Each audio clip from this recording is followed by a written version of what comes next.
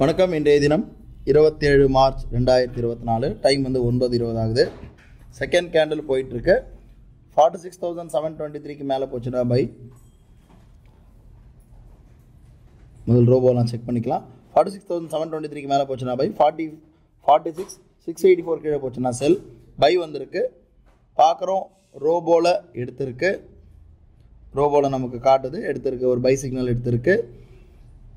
அதாவது சார்ட்டில் இண்டெக்ஸில் பை வந்ததுன்னா நமக்கு நம்முடைய புரோக்கர் டெர்மினலில் அது ஆப்ஷன்ஸில் பை ஆகும்.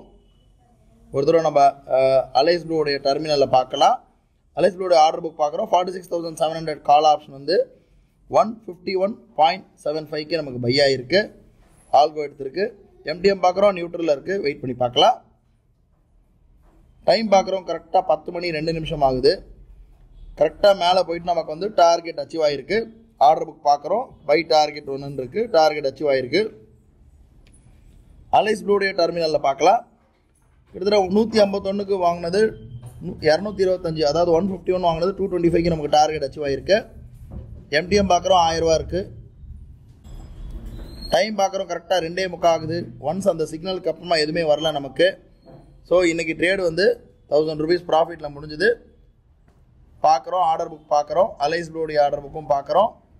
2 ஆர்டர் தான். காத்தால வந்து 46,700 151 வாங்கி 225க்கு விற்றுருக்கு. எம்டிஎம் 1100 கிட்ட முடிஞ்சிருக்கு. நாளை வந்து ஒரு புது ட்ரேடில் சந்திக்கலாம். நன்றி.